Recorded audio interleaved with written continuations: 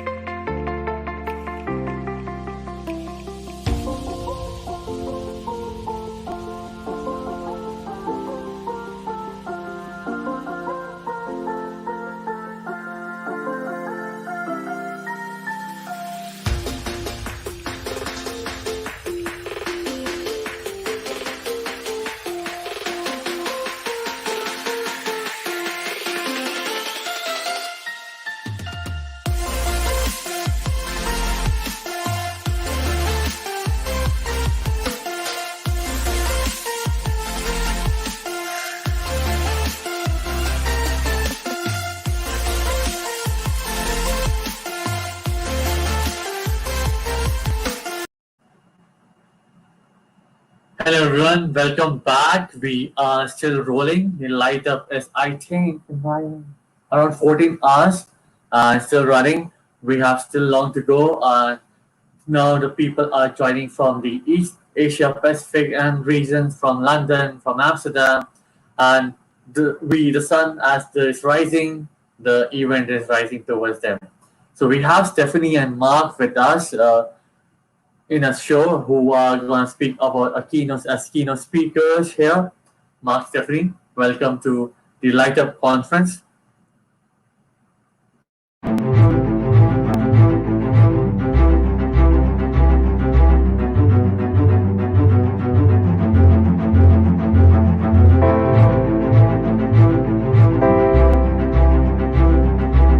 Light up! Light up. Light up. Light up. Light up. Light up. Light up. Light up. Light up! Light up. Light up. Light up. Light up. And light up. Light up. Light up! Light up. Light up. Light up.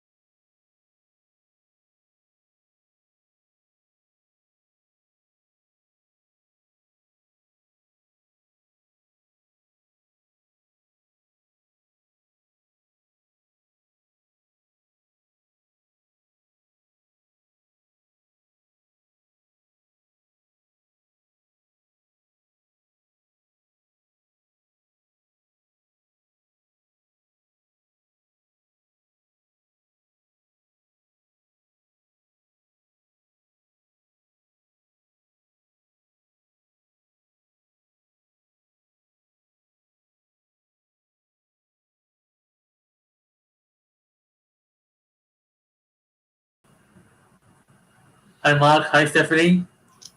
Hello.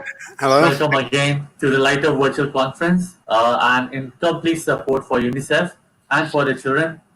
The stage is yours. Please go ahead. Thank you so much for joining the course. Thank you. Great. Thank you. All right. Now, I don't know, Mark, can everyone see the screen yet? There we go. All right. Well, welcome everyone. I'm Stephanie Donahue. I'm here with Mark Rackley, and thanks for attending today. We are going to be talking about the digital workplace in this new age of work from home and all the crazy challenges that come with it. We've got some great examples for you of some things we've done with our customers, and we're going to talk through that today. The COVID-19 global pandemic has really forced people to the cloud at a rapid pace. And while Some organizations have really struggled to transition. Others are embracing these challenges and they're innovating daily. And we're so excited to work with customers that are innovating and excited and really pivoting and doing some really cool things as we move forward. So we'll talk you through how our customers have realized their investment in Microsoft 365 to give their employees the tool sets that they need in order to get their job done well, as well as just bringing some normalcy back into their employees' lives. So we hope that you get a lot from the session today. And I guess here we go. So let's see, get the screen to change for us. A little bit of background on Mark and I before we get started. My name is Stephanie Donahue. I am the president and co-founder of Pate Group. We provide Office 365 services and based in Cincinnati, Ohio. I'm a Microsoft Regional Director and a Microsoft MVP as well. And other than running the business, I also do a lot with customers in terms of strategy, executive advisory, really helping them to understand where they are now and where they want to go and how to make all those kind of strategic choices along the way and take a good approach that's going to help them long term. And so I will switch over to Mark here and let him introduce himself as well. So, hey everybody, my name is Mark Rackley. I am business partners with Stephanie. I'm the Chief Strategy Officer at Pate. My background is more on the development side of the house. I have been doing SharePoint development since about 2007, and that has rolled into development in Office 365. And my role has really morphed over the years to more of a solutions architecture role. So I will come into an organization and help them figure out how they can embrace all these different tools in Microsoft 365 to make the most of their investment, to figure out which pieces work together well. You know, what can we do it by bending the platform before we actually have to start writing code, take advantage of what's there without having to spend additional funds. So like Stephanie, I'm also a Microsoft MVP. I actually organize my own conference in Branson, Missouri. It's called the North American Collaboration Summit. I'm also part of a podcast with Stephanie and two other MVPs called Techsplaining. So if you ever want to hear us argue on a regular basis, you can check out techsplaining.net. And finally, I did create an InfoPath replacement tool that, because I really hate InfoPath, it's a free tool. If you want to check that out, it's called Stratusforms, and you can see that at stratusforms.com. Excited to be here today, and thanks for having us. All right, so let's go ahead and dig in. We're going to start off by talking about kind of the reality of digital transformation. And as you've probably guessed, this slide was not originally created by Mark and I. This is something you've probably seen all over the internet by this point, but we thought it's just so true, right? Where we have some kind of C-level executive, CEO, CIO, that's really driving digital transformation. They drive your technology decisions. They drive all the strategy within the organization. And what's happened lately is that COVID-19 came, and all of a sudden we've got all these new things to deal with, and we've seen this mass rush to the cloud. And so we thought that was a funny thing to kind of kick things off with here, because it's been true for so many of our customers, and we actually see it as kind of a positive thing. So Mark and I, we've been knee-deep in helping customers with their digital transformation for years. We've seen global customers go from relying on email attachments and legacy intranets to having forums with frontline workers and real-time dashboards. And they've been able to do this, kind of back when we first started this, it might take a couple of years to really get them from point A to point B. And we've also watched companies of all sizes just begin to embrace all that Office 365 has to offer. Often that came in phases: SharePoint intranets, Microsoft Teams for collaboration, business process improvements on the Power Platform. And we were all in this great place of moving things over. We were doing it slowly and we were doing it phased. And well, those that weren't ready just kind of stayed put for a while, and they had the time to kind of work through what they thought the right strategy would be at their own pace. COVID-19 hit and the world changed overnight. And this is really where we kind of pick up and say, okay, what's coming? What's next? How do we handle this? And we were just like any other business, really kind of adjusting to working from home. And we know Microsoft Teams began seeing dramatic increases in usage as remote work surged. Many of us in quarantine, we're all trying to figure out how to get our job done. VPNs, file shares, none of those are really kind of getting the job done anymore. They work, but they're difficult and clunky. And so that's when folks that had already started deploying into 365, maybe they had moved email, they had started to look at SharePoint. Teams just took off out of nowhere as being a really great option for collaboration and for being able to work together, even though we were all remote. In addition to that, and not just with Microsoft Teams, we're seeing video meetings increase. So at the time before all this hit, slow growth with video meetings, maybe 8% growth back in February. And now if you look at this chart, by the end of March, we're seeing 204% growth. And that's huge, that's dramatic, right? And it's because we all really need that contact. We need to see people, we need to engage with people in a more intimate way than just having a phone call or sending an email. There's so much that can be understood by looking at someone and understanding their body language and knowing if they're checked into a meeting. And so Microsoft said that they deployed in 2 months what they thought they would deploy over the next 2 years. And so you see this dramatic growth, dramatic adoption, and not just with work. Kind of when the world paused for a moment, all of a sudden we realized our personal lives were going online as well. And so who would have thought ballet classes and lacrosse conditioning would ever happen over a computer? Fast food, grocery delivery, those could all be ordered over an app now and delivered to your home. And dramatic growth from Amazon. All of these things indicate that the whole world can adopt rapidly to these changes. And we really needed to. And what that also means is that we can also do that in the workplace. So kind of all those excuses we were hearing before. I don't know if my end users will adopt the software. I don't know if they can do it. We really kind of start running out of those excuses now that we're doing all these things at home. And we really have a good reason now to work remote, work collaboratively, and use the tools that are right in front of us to get that done.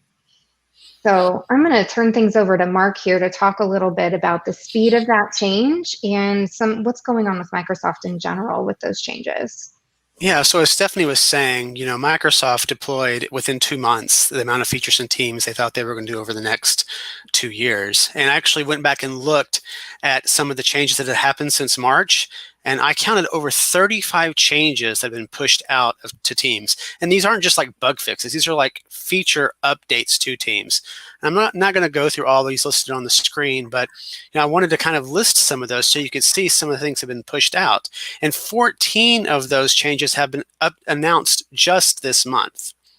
And kind of what I'm seeing when I'm looking at this list of features is that the features up until this point have been productivity features, private channels, bypassing the lobby, system audio, raising your hand. Those are all like features to help improve your productivity. So people are out there, they're being productive. But the thing is, this is starting to set in on everybody who's being quarantined, who are now starting to feel being quarantined, the isolation of it. So if you start to look at the features they're adding now, these are features to improve just the whole experience for the user. They're enhancements to make work more natural, more engaging, and ultimately more human, so you don't feel so isolated from your workspace. So Microsoft has done a bunch of research over the past few months, and they've posted that research to this link you see, the AKAMS WT Trend 2. And what they did is they wanted to see how people were actually using the tools and do some research to find out, what is the link to how people are working and how they feel.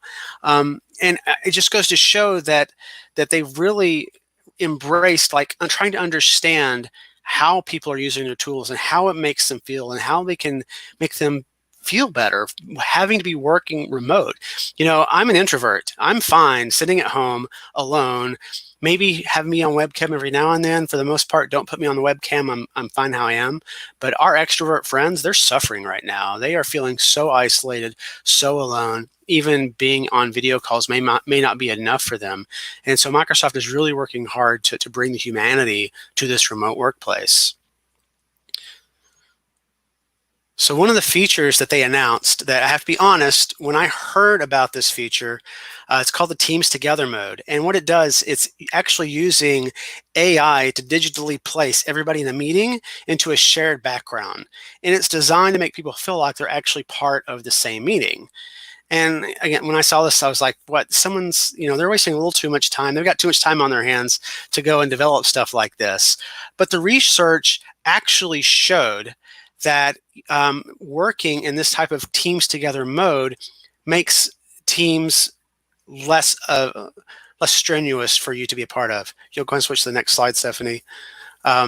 It suggests that it actually decreases meeting fatigue, and this kind of blew my mind. It made me feel kind of like a jerk for thinking this wasn't a great feature to add. I mean, they actually put a lot of research behind this. Like, there's a reason that they're going through this Together mode and these other features that come out the dynamic mode and these other things to make this less of an issue for users, so it's more natural for them and they don't feel so isolated and alone. So it's just, I don't know, it's pretty amazing to me that we've gone above productivity features and we're now going to human features to really help people stay connected and feel connected no matter where they're at.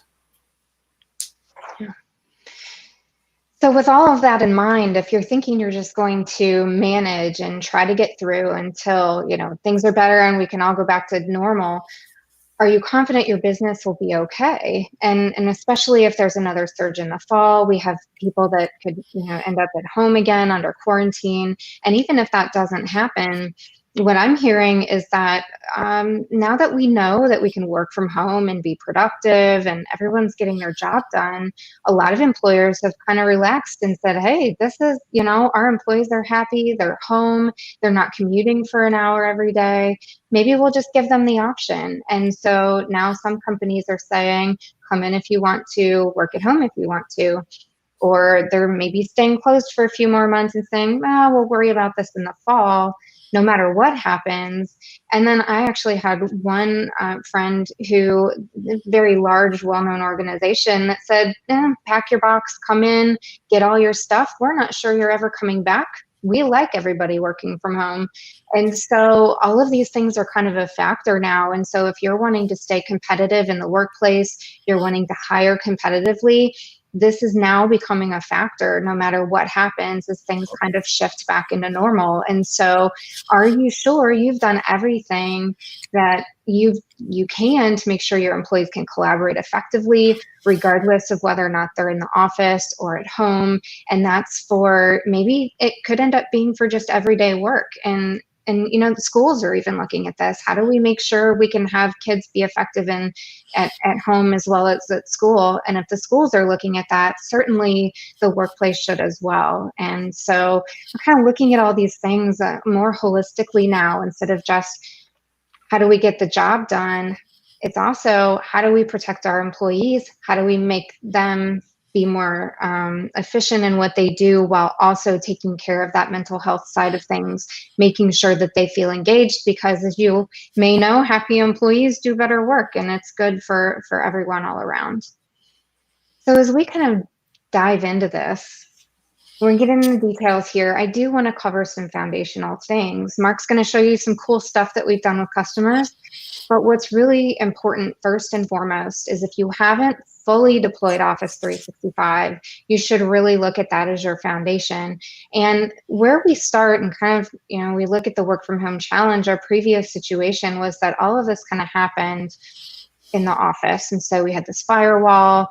All of our things are kind of behind the firewall. So we're protected with our content, our documents, file shares, all the systems we need, all that access is kind of protected. And so we felt pretty good about that in IT.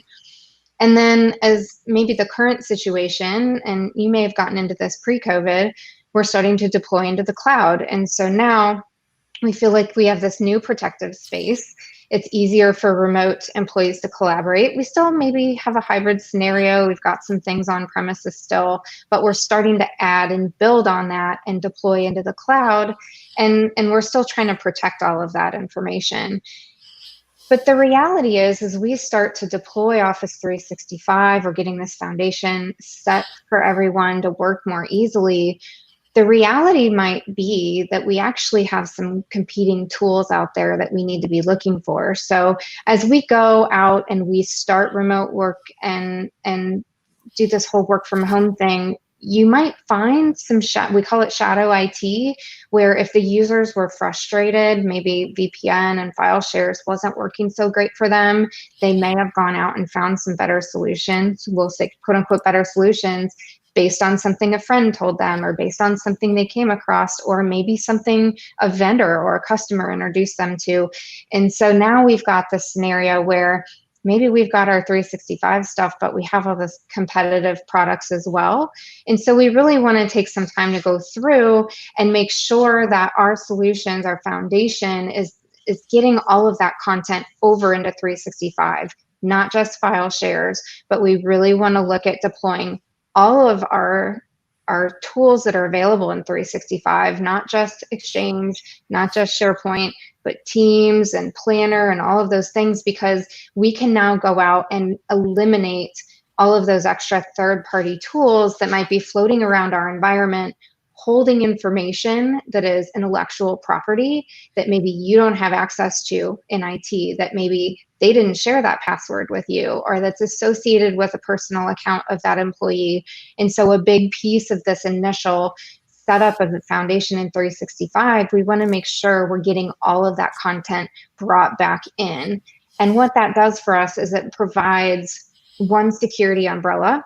And from a user perspective, it's one login. So that's something you can use to kind of sell them on kind of coming away from something that works. Sometimes those third-party tools did work for them. They did work well. Now you kind of have to sell, look, we've got it in 365. Come over here. It's one login for everything. And now you don't have to remember all of those different accounts. And we as IT don't have to worry about the security behind it and knowing we have control over that content. If something happens to that employee and they're no longer with us, maybe they've taken a new role or they take a new job, now you have access to everything that they were working on. Now, Microsoft has a bunch of layers of security as well. And so we have things like device management, information protection, advanced threat protection, and there's many more. That's just to name a few. And something we're also noticing with the 365 deployments is we start to shuffle all that content over, and maybe we did it in a hurry because we had to move quickly with everything working from home. Maybe we didn't really look at the security features as much as we could have. Maybe we need to look at how to split things out into Microsoft Teams, like into multiple teams, and not just throw it all into one team or all into one SharePoint site. So this is your opportunity to sit down and do a little bit of planning, even if it's after the fact. Go through that, make sure things are set up well. Split out your security settings for SharePoint, for Teams, private channels if you need them. Make sure that you're going through all the security options that are available to you. E3 even has quite a few security settings. They don't have everything that E5 has, but look at your licensing, see what's available. Definitely take the time to go through that. And as part of that process, you work through it and you start to eliminate some of those additional third-party tools. You get your security under control. You can map them kind of one by one. And then as you're not paying for Zoom or GoToMeeting and those sorts of things, now you have budget to put back into the extra security settings that you want to go get from an E5 or something like that. So Zoom is a great example. That's conferencing, right? Microsoft Teams can do conferencing. GoToMeeting, Mark's going to reference that in a little bit with what you can do in Teams live meeting for large group scenarios. So lots of options here. We just take those third-party tools one at a time and start eliminating those, build our budget, and go get all the things that we want to do in 365. Make it easy to manage, easy for your remote employees to collaborate. Everything's in one place. And now you have a really great environment set up that everyone's using.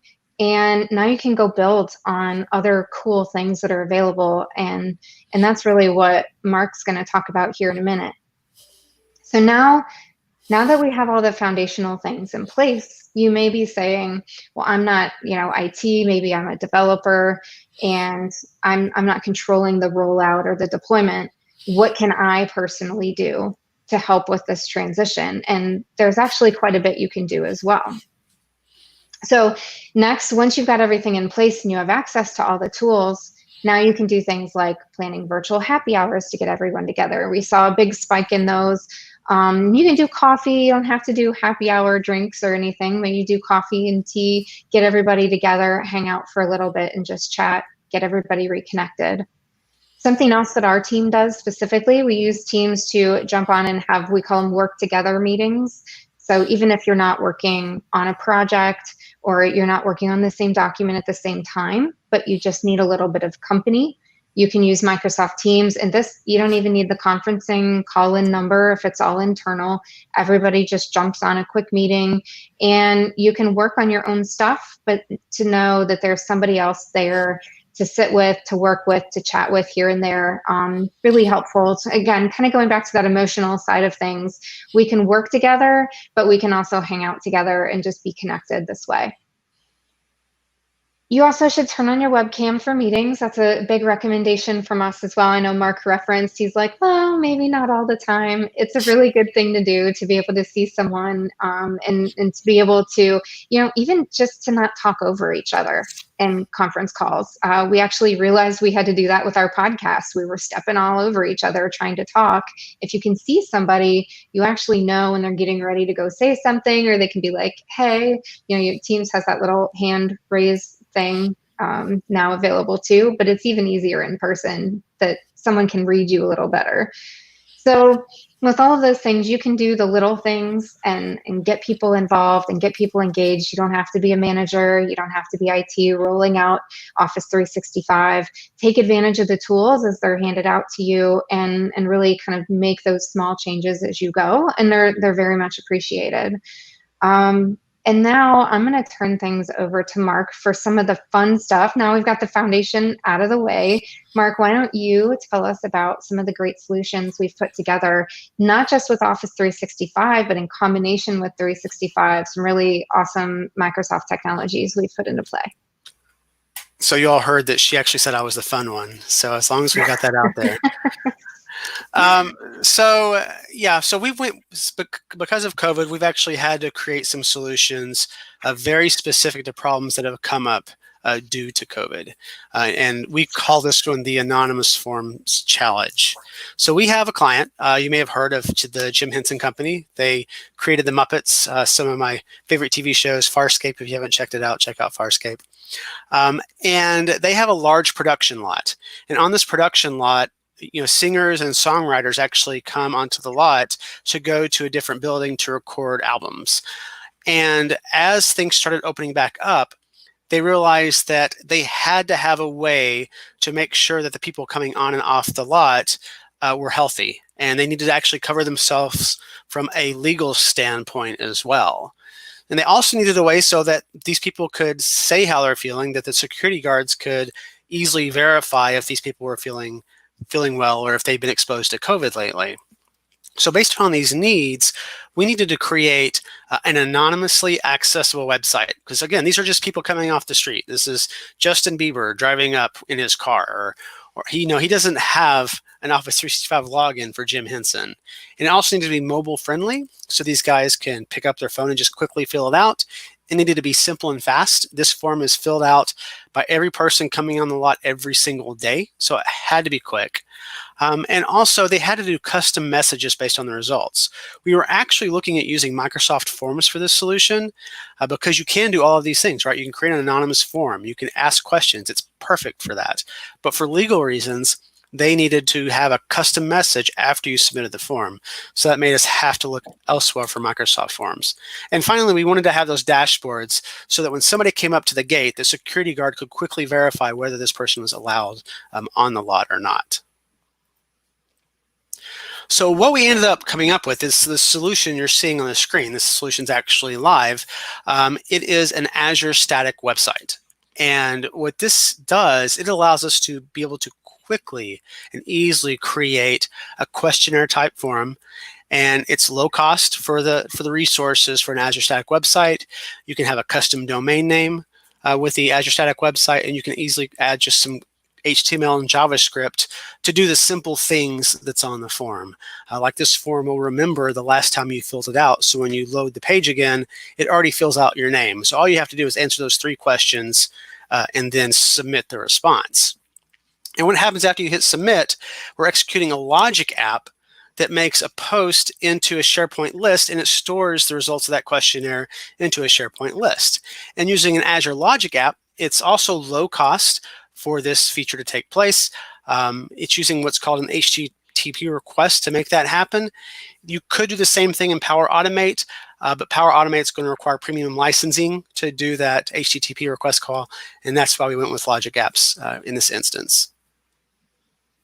So after the user submits a questionnaire, if they answered any of the questions in the affirmative, they get this message saying, hey, please stay home, you're not welcome, don't come in today.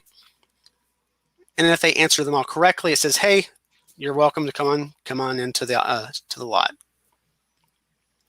So back on the back end, like I said, this Logic app is posting the results into SharePoint. So the security officers have this list in SharePoint. It is a SharePoint list so that it stores the person's name and whether they're allowed on the lot or not. And because it's a SharePoint list, they can easily search by person's name to see if they filled out the form. And then we're using simple column formatter in SharePoint to show that, hey, if the entry is red, the person's not allowed. If the entry is green, then hey, come on the lot. So putting these pieces together, we were able to give them a solution exactly what they needed with actually very little effort. So all in all, this solution took 12 hours to develop, design, give it to our designer, make it a little bit nicer, and get it deployed into the system. So just a day and a half is all it took to get this done. So I wanted to give a couple of links to you guys if you want to go back, and we'll make this slide deck available afterwards to you guys. If you want to take a look at static website hosting so you guys can understand how that's done, how to get started with Azure Logic Apps. And if you're not familiar, an Azure Logic app is basically Flow's big brother. A Power Automate Flow is essentially just a Logic app. Whereas to do the Power Automate flows, you're licensed to that through Office 365. You're licensed for Logic apps through Azure, and it's consumption based. But like I said, it's very low cost, especially compared to those premium licensing. It's actually a lot more powerful. You can actually get in there and write code to do things if you want to. And again, I said we use the column formatter to kind of show the red and green so they could very visually quickly see if a person is allowed on the lot or not. So this is just a simple solution, but we've found really powerful organizations. And I mentioned this back at the beginning about how people are feeling isolated, people are feeling alone. And we had one organization that wanted to give their employees a way to just connect, where they're not like putting personal information in their teams. They shouldn't be doing it, but give them a location that, hey, come here. You can let your hair down. They even gave it a fun name of Quarantine Coworkers. So all this is a Microsoft team where employees can go. Maybe you relax the rules a little bit here if you've got, if you're having more of an uptight organization. Let them have fun with the gifts. Maybe create channels for the things they want to talk about. In this example, we have a channel for pets and we have a channel for cooking. It seems like the two things people do most in quarantine is play with their dogs and make food. I've eaten so much bread since being in quarantine. I've gained that quarantine 15, and I had no idea sourdough bread was so popular. But it's the way that people can relate to each other, and it's bringing that human aspect. Since we don't have the water cooler talk, you don't have someone stopping by your cube to chat with you. This gives people that same interaction, that same. They don't have to be professional here. They don't have to really worry about being silly, and just doing something like this for employees. It's quick to set up, and it really will make a big difference for them. So Stephanie labeled this one. She called it the stuff we typically do in person challenge. But as you think about it, as we're working in this remote situation, we're randomly coming across things that we used to do in person all the time that we didn't even think about when going remote. And we have this client who's a large retail corporation, and they're very much dedicated to charity work and to the United Way.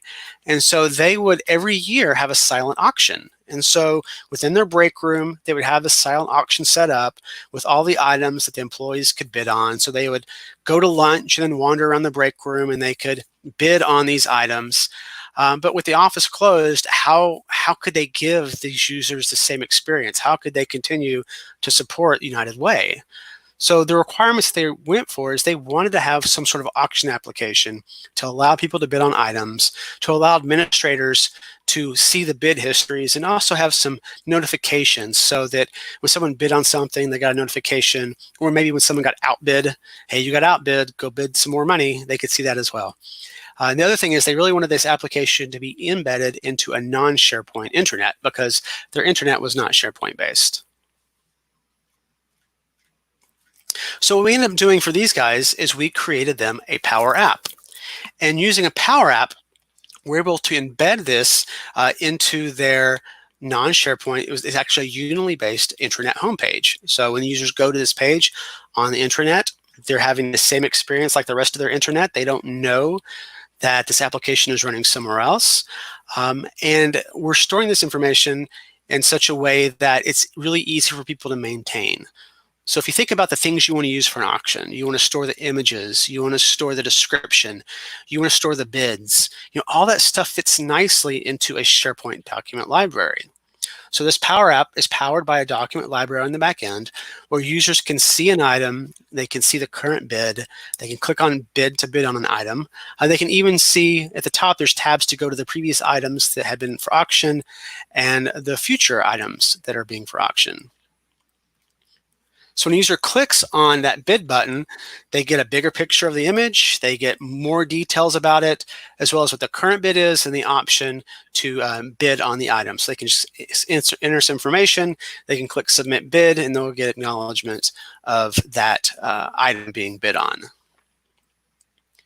So for the admins, we give them a separate application. And from this application, they can go through and see all of the current items, who's bidding on them, what's the current bid. And we also take some power of Microsoft Flow here. So if you click on one of the items in this bid history, it actually shows you the bid history for that item. And one of the great things that Microsoft has out of the box is version history, right? I mean, this is a great thing that's done for you automatically. The only bad thing about version history is if you've ever tried to read it, it's really hard to read, right? It makes absolutely no sense. If anybody does anything, it adds version history and it gets to be something that's just not user-friendly.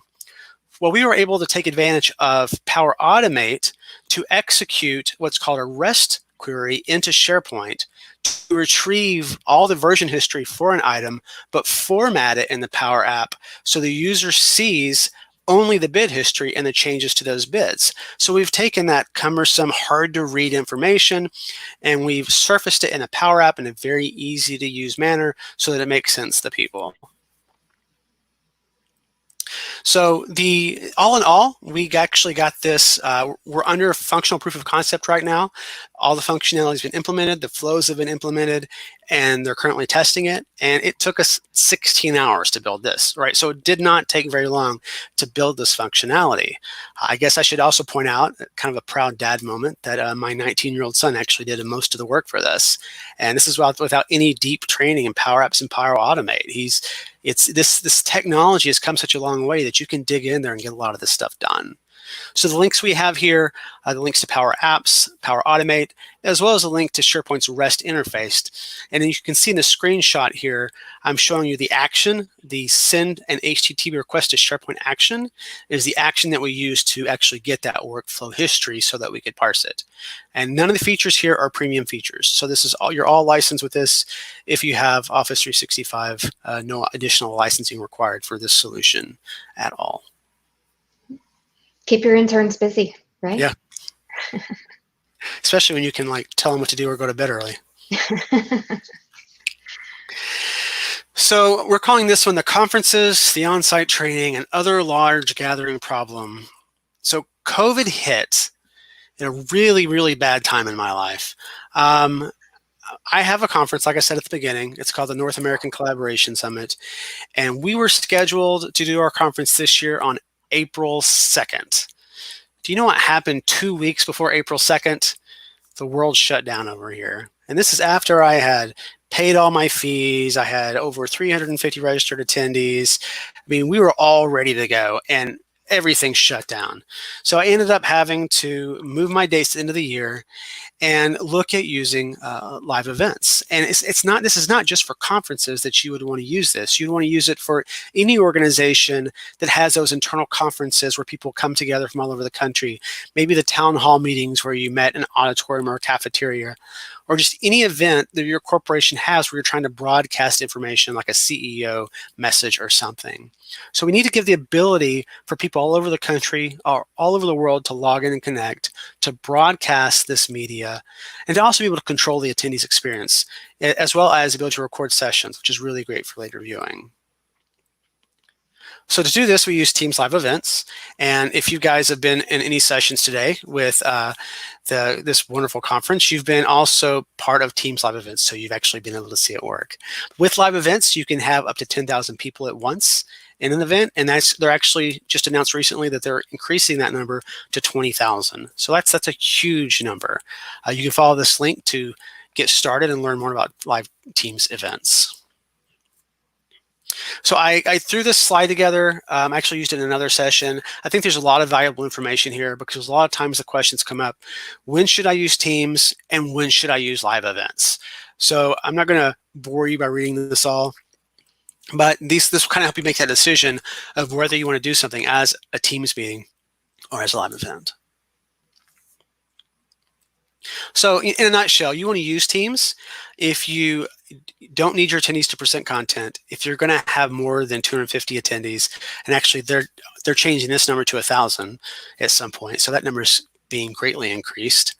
If you don't need reporting, there's some nice reporting you get for live events. And if you don't want the attendees to see names of other attendees, this is kind of actually a big one. If you want to kind of hide that contact information, Teams Live Events is really good for that. And you know, if you're just a control freak like me and you want to have a more controlled experience, Teams Live Events, great for that. So a couple of links to help you get started. To configure live events, it's super, super simple. If you've got Teams, you've got live events, just go to your Teams admin center, click a couple of buttons, and you're really ready to go. So we're actually currently working on another project that's actually we're really excited about this project. We have an organization and they are launching a nonprofit endeavor to where they have restaurants, and this is in New York City, and these restaurants have capacity to create and donate meals to organizations that need meals. And then there's the organizations, these kitchens, these shelters that need meals, and they need some way to coordinate how they're going to get those meals, where they're going to come from, and who can create them. So our client is going to be setting up a solution using Power Apps Portal. And what's great about Power Apps Portal is it allows you to create a Power App, but it allows external users to log in. One of the limitations of Power Apps is you can't have external users log into a regular Power App. But with Power Apps Portal, you can.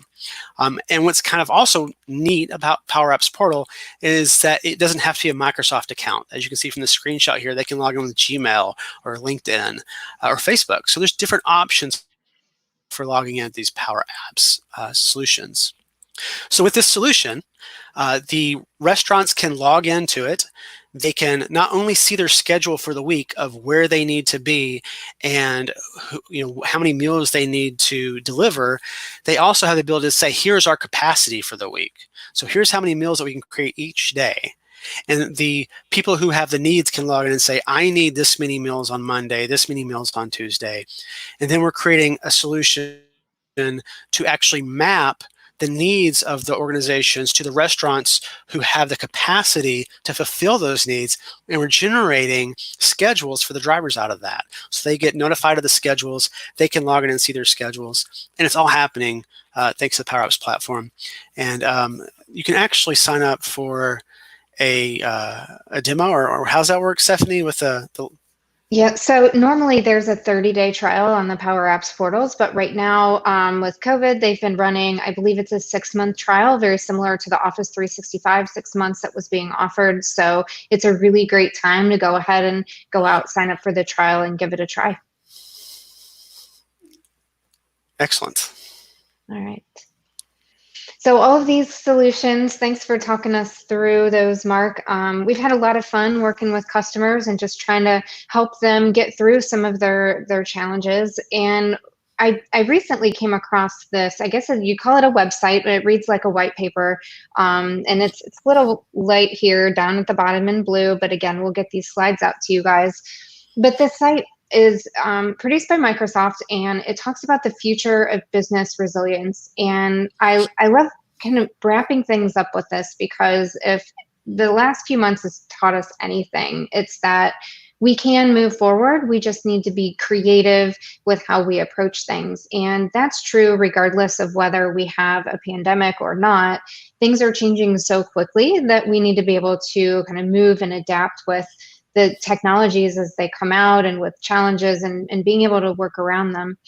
So, and I know it's probably a little small to read here, but the idea is this slide is just one example from that site that gives you kind of the full rundown of all the different solutions under the 6 dimensions that Microsoft offers support for. So whether it's security, or it's strengthening your financials, being able to enable people, that we've talked a lot about that part of it today, enabling people, keeping them productive. That's a big piece of Microsoft, but it's not the only piece.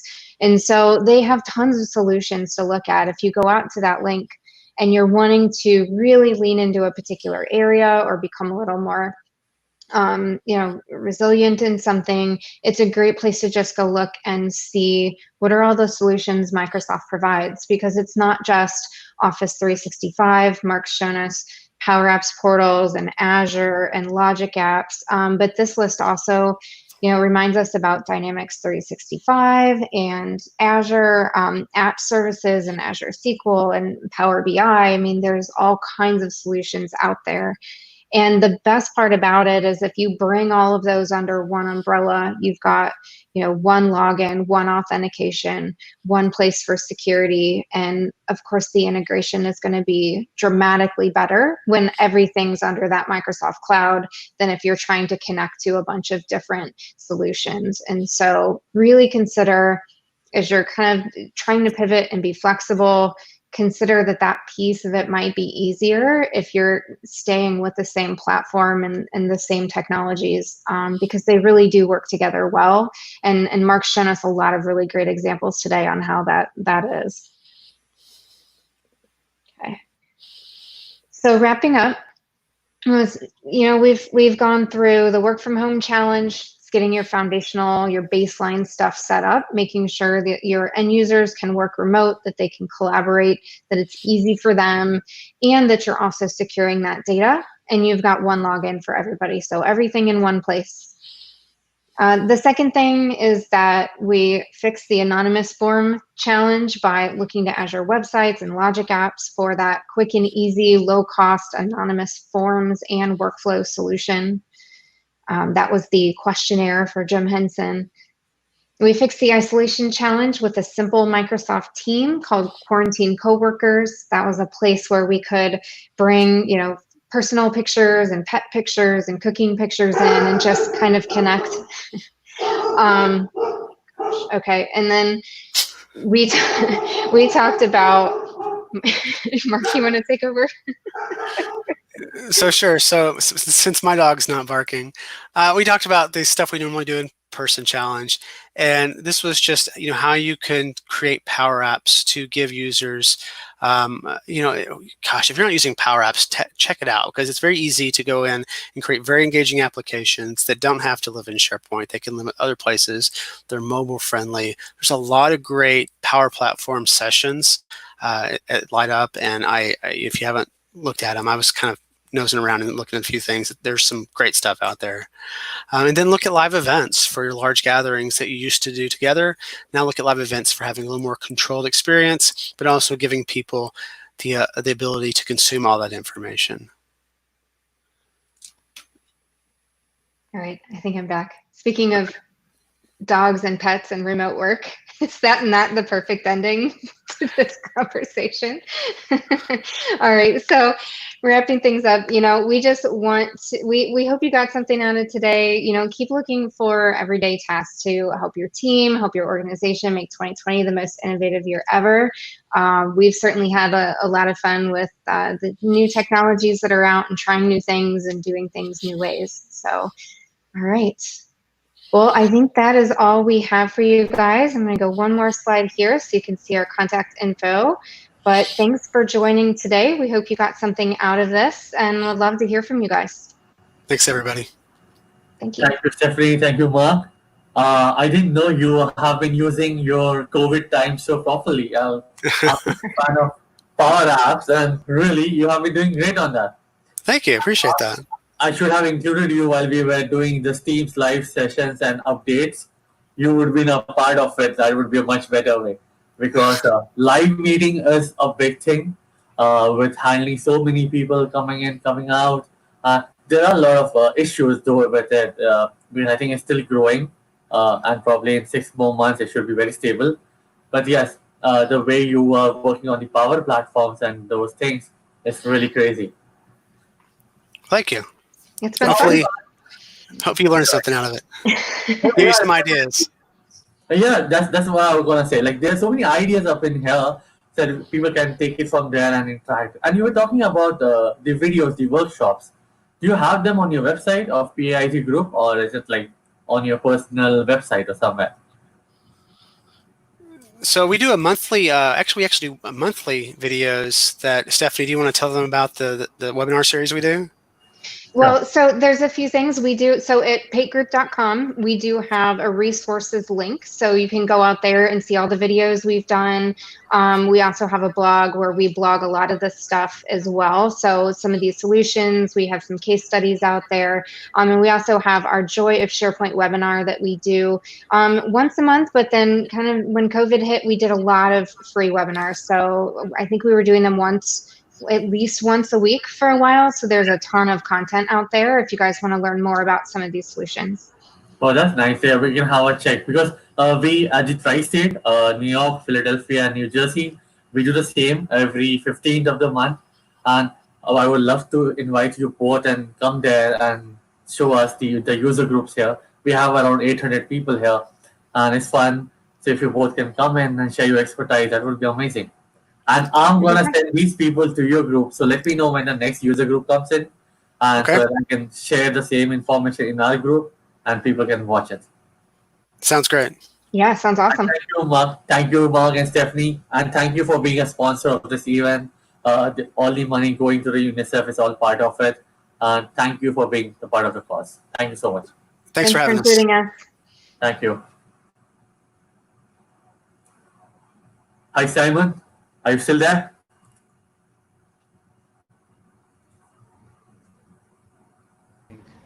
Yeah. Can you hear me? I can totally hear you. I think we have 7 minutes for next tracks to start. And if you see my screen, there are already people in here and the very small cameras waiting for a turn. What are those sticky notes? Are like each track? Yeah, they're each track. Yes, I get confused, like which one is the which track. And I'm very careful. Like, people should be up. So these are like all number plates up there. Next time Microsoft Build goes virtual, you're gonna get hired. Yeah, totally. So let me tell people here. So what I've been doing is I have 10 laptops here. 7 of them are running the tracks. One I'm using it for the admin control, and two of them I'm viewing it like a kind of an attendee, like everything's working, there's a flow or something stop. And then with iPads, I'm just doing a small monitoring here and there. Oh my This goodness, is you also have these iPads and phone to monitor. So to bring all these devices, I had to make sure I log off all the Google Homes, the Alexa, the Yeah. socket. Yeah, because I wanted to bring down the devices, and my phones and all are working on my mobile internet, not on the Wi-Fi. So just What about the power? What Manpreet, power? Do you have like 10 sockets with you? yeah, I have motherboards and all, so all Oh, connected together and neatly. I was actually thinking whether if I catch a fire here, it's gonna be a big one. Okay, so I want to tell people, so let's refresh the site and see how much have we received the money from you guys. Okay, continue.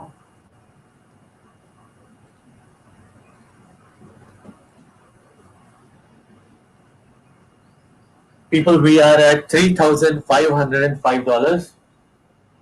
There's way to go. I don't have a target for this because it's not a target. We are not reaching any goal here. But as I said, please go ahead. I'm seeing in the back end we are having 3,000 to 4,000 people streaming at sessions. That's a basic one which I'm getting. Probably by in a couple of more hours, I'll have detailed number of people who are doing n number of sessions and n number of viewing. Please go ahead, donate. That's the main part of this foundation. We are learning. We are learning everything for free, and there's no registrations. There are no tickets. Nothing. I totally understand. There are so many virtual conferences going around, but this is to meet someone's need, to meet somebody's basic amenity. It's not even they're desiring something better. They're just designing some food, some medicine, some activity. And as we were talking, DMN children, you all would be aware they are going through tough times. And UNICEF and their whole team is up there. Please go ahead, just donate a $1 amount. That's it, like $1, £1, £1. We're not asking you to donate a lot. Just go ahead. It takes 1 minute. Put up your details and just submit it. And I wanted to say is that all those details you're sending, it doesn't come to us. It goes to UNICEF, and they provide you a tax certificate of the amount you pay back. Simon, anything else? no, I think we're down to like almost like 10 hours, maybe, right? Yeah. We still have like 14 hours to go. Yeah. And I don't know. I think we have at my place like we have covered the night, right? So it's morning around 5:30. Yeah. So My, I'm my good to go for the next rest of the day. I don't know how you are going to manage because you have those 10 laptops and you're also coming on this live show and hosting. So hats off to you, gentlemen, right? But for the other live I shows, think we should see this. My smile, it goes down by the time, by the hour, or I'm still there in the same constant way. Let's see. We have still a long way. Just 8 p.m. here now, and we have 13, 14 more hours. Yeah. yeah, exactly. And I think you're going to be there always, right? You're going to be on the live show. I'll always be there. Yes. Between that, maybe you can take a power nap and No, I don't think so. The speakers don't allow me to take a power nap. They're like, ting, oh ting, my ting, ting, goodness. ting, ting. I took a power nap and I think I'm feeling pretty fresh now. Yeah. And Okay. I think we can go for next like another 24 hours. And all right, Manpreet, things are going well. I think everyone is enjoying it. And Right. I'll catch you in the next live broadcast. Until then, Yeah. let's see you at the Microsoft Teams, everyone who has joined us today. Yeah. See you there, guys. Bye bye. Bye bye.